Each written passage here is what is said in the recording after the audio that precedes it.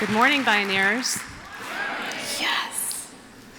Hi, my name is Sanjeeta Balajee. I'm the founder of our Bodhi project, which uplifts strategies and practices at the intersection of belonging, organizing, decolonizing, health, and interconnectedness.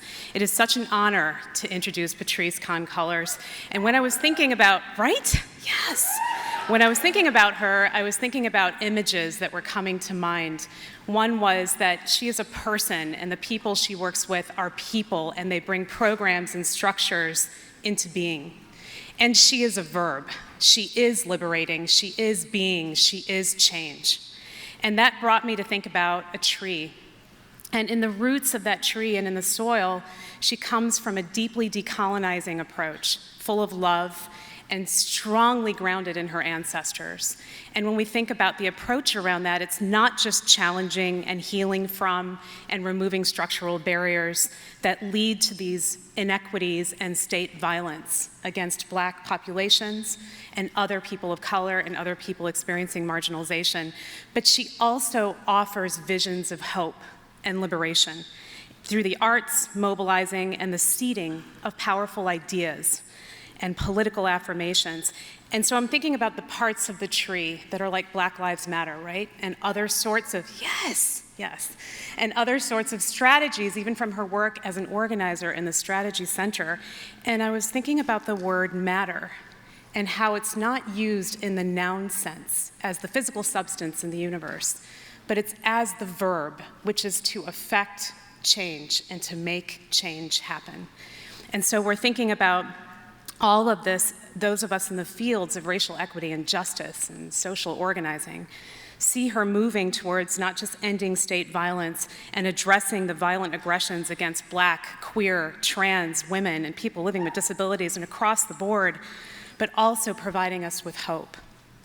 So that is the local, there's national reach in terms of governmental effect, and then we see the international reach. So thinking about the Australian efforts around Copwatch, National Justice Project, who are striving to eliminate the systematic violence held against Indigenous Australians, yeah? And then that led me to think about the other branches in her tree, in an orchard, in a forest. Her writing, this book, had to bring it out, When They Call You a Terrorist, Black Lives Matter Memoir, really, really crucial. And it is so honest and life-giving. Such stillness in her presence around the detail in her life and the historical narrative she provides, and enervating at the same time. And she provides a lot of look at sort of the roots and the constructed social illness of racism and other oppressions as well, while providing a searingly open and vulnerable and liberatory account through the portals of her mind and her community's lives. She talks about home interrupted, home violated, and what home looks and feels like when unobstructed, unimpeded by dehumanizing strategies. So that leads me to this last piece, and it's the visual, again, of the roots in the soil. I had the good fortune of seeing Terrell Alvin McCraney speak at the Othering and Belonging Conference in 2017, and he said, "I want theater, and I want narrative and prose to scare the shit out of me, to open me up, to open up my heart so I'm walking home shaking. And the only way to do that is by following women, Black and brown queer women, give it up, assigned or trans, and to that end, without further ado, it's my honor to introduce an activist, an organizer, a daughter, in the words of Kevin Powell yesterday, a founding mother in the lines of many founding mothers, to come to the stage. So let's give a warm Bioneers welcome to Patrisse Cullors.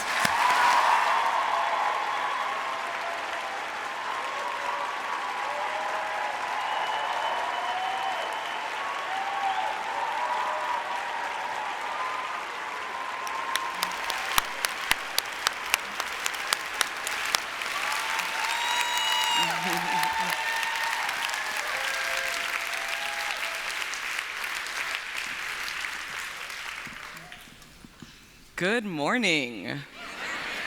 Good morning, Bioneers. How folks doing today?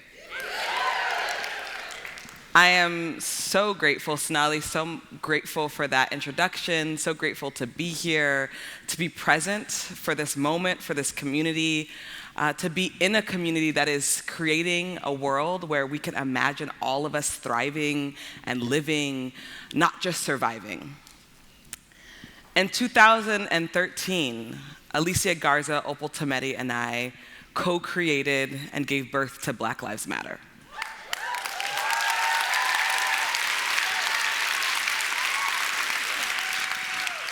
And we weren't sitting in a boardroom. We weren't on a conference call. We weren't in an organizing strategy meeting. Each of us were in separate places, watching the verdict of George Zimmerman. We all remember that day, July 13th, 2013, waiting to hear for some sort of justice for Trayvon Martin, and really some sort of justice for Black people, here in the US, but also around the world. And instead, what we received was not guilty verdicts. Over and over again, I read on my social media feed, not guilty, and eventually not guilty of all charges. And I was sitting in Susanville, a small prison town, 11 hours north from Los Angeles, visiting one of my mentees who actually just received 10 years, 85% time for never harming a human being. And I'm watching this verdict of someone that we know killed this little boy. There was no question about that. And then also sitting in this prison town, knowing that my mentee deserved to be free. And I had this moment of first shock, second rage, third despair, and then fourth, what are we going to do about it?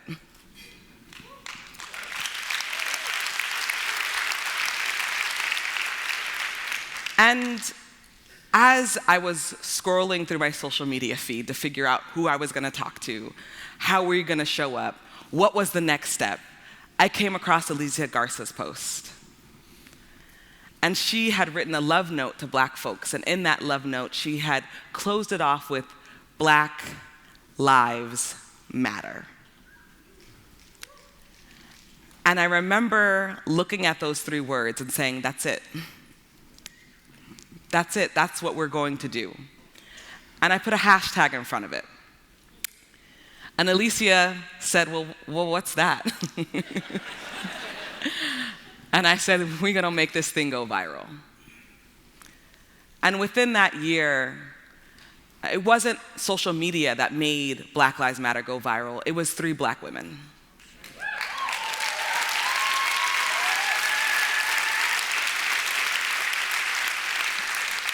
It was Black women and the community of Black women and queer folks and trans folks that believed in those 3 letters, believed it so deeply and so profoundly, and we organized around it. We showed up for it. We talked to people about it. We talked to our own family members about it. And I remember that first year, right? That was the year that Obama was in office. And many folks said, well, we don't need Black Lives Matter. Why would you say that? You have your Black president. It's all over, guys. And our response was, we need Black Lives Matter more than ever. And then August 9th happened. And Mike Brown is murdered. And there was this moment for many of us, and those 2 to 3 days, that Mike Brown is not just murdered, he's also left on the concrete for 4.5 hours, humiliated in front of his family and his community. And then when the family and community decide to grieve, the way we know how to grieve, right? For Black folks, protest is grieving. And so folks go out, they hold a vigil, they hold a protest, and instead of receiving care, instead of receiving dignity, instead of receiving love, they're met with rubber bullets. They're met with tear gas. And I'm watching again on social media another tragedy. And I called a few friends up. I said, what are we going to do? This can't keep happening in this way without a public response, without public outrage. And so, Darnell Moore and I organized 600 Black folks to travel from across the country, including Canada, to St. Louis for 3 days. We called it the Black Lives Matter ride. And we had 2 specific goals. The first goal was to show up and just be present. Just let folks know that we're here for you, whatever you need. And the second was that we were gonna go home and organize. We weren't going to allow the media to make it seem that Ferguson was an anomaly. We believed that Ferguson was Oakland, Ferguson was Los Angeles, Ferguson was Detroit, Ferguson was Baltimore, Ferguson was every single city where Black people existed and were under the linchpin of state violence and law enforcement violence. And this became an incredibly important moment for Black Lives Matter, because it's the rise of what is now a global network of 40 chapters across the globe.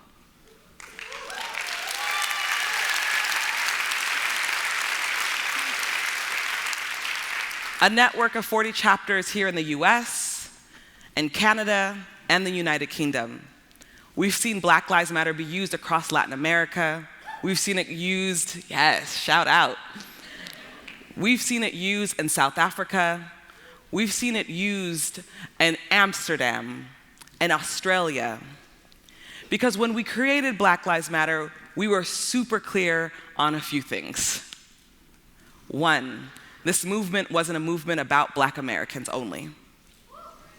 This movement was a global movement, and that it was incredibly important that we connected ourselves to a larger diaspora, because anti-Black racism isn't a US phenomenon. It is a global phenomenon. The second thing is we were super clear that Black Lives Matter was about all Black lives. It was about Black women, Black queer folks, Black trans folks, Black people with convictions, Black people who are incarcerated, Black people with disabilities. We were not building a movement just for heterosexual cis Black men.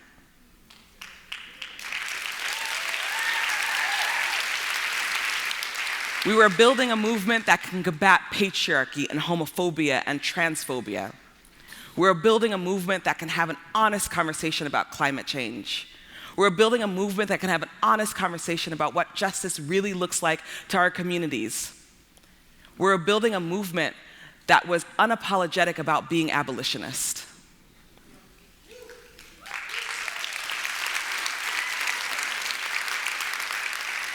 And so as we continue to develop and get stronger and bolder, 2016 happened.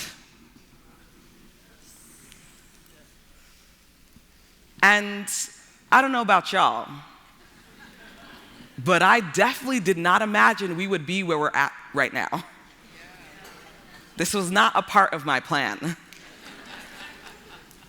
And so as I sat in 2016, sitting, watching the news with friends, praying for a different outcome. And I remember 45, because I don't say his name, being told that he was the next president of the United States, and I had a similar reaction that I did in July 2013, the reaction of shock, grief, despair. And I remember sort of holding my body and crying, and a good friend of mine leaning over and rubbing my back and saying, "We're gonna be okay." And I remember saying to him, "No, we're not. We're not gonna be okay." And I started to plot my escape from the US. No lie, y'all. Really and truly started to look up other places. Where am I gonna take me and my 2.5-year-old? What? It's a wrap. And I'm an organizer, born and raised an organizer. So that was like a couple weeks of me going down a rabbit hole of trying to escape. And rather quickly pulled myself back up and said, all right, it's time to fight. It's time to fight.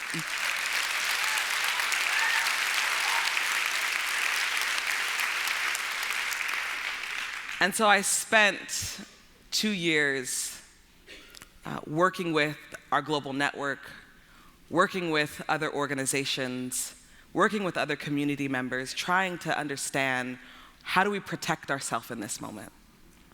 How do we, yes, respond to the terrible, terrible crimes against humanity? And yet also, how do we build a vision? A vision where we can imagine Black people living, Black people thriving, where part of the work that we're doing is not just responding to our death, not just responding to the harm against us, but actually developing something that has the ability to raise my child, to raise my child's child, and his children's children. And what does that vision actually look like? What does it feel like? What does it smell like? What does it sound like? Part of our work, all of us in this room, is not just about tearing things down. We know that. But what are we building? And what are we building towards? And so I just want to ask the audience for a couple minutes to humor me. Close your eyes. Put your hands on your legs or beside you. And take a moment to imagine that we are living in a different time. To imagine that we are living in a moment where all of our needs are met. Every single human being that we interact with is not suffering. Instead, we are led with joy. And take it a step further and imagine what you would want your community to look like, what it would sound like. Listen to those sounds. Honor them. And take it a step further and imagine what would be built around your community. Imagine that every single jail and prison no longer has a place there. And instead, there are homes for everyone, community for everyone, good, healthy food for everyone. And take it a step further and imagine that healthcare is no longer a big business. That we have now entered a world where we get our physical and emotional and spiritual needs met. That we, yes, can go to professionals, but we also have access the parts of us that know how to heal ourselves. And take it a step further, where women no longer have to fight for autonomy of our bodies. Where folks who are trans survive past 35. And just hold that right now in this moment. Hold that feeling. Hold how special that vision is. And as you slowly open your eyes, take the time every single day to remember that vision. To remember why we fight so hard. We're not fighting so hard because we want to fight so hard. We're fighting so hard because we have a vision.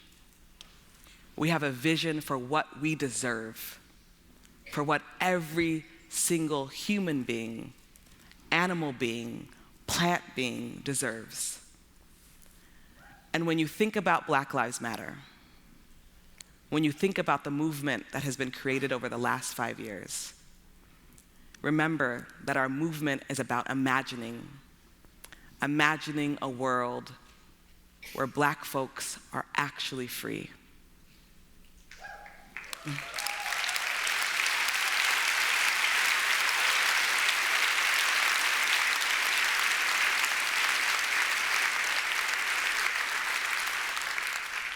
imagining a world where the word poverty is a past tense. Imagining a world where we don't need handcuffs or shackles any longer. Imagining a world that we all deserve to live in. Thank you so much, Bioneers. Ashe.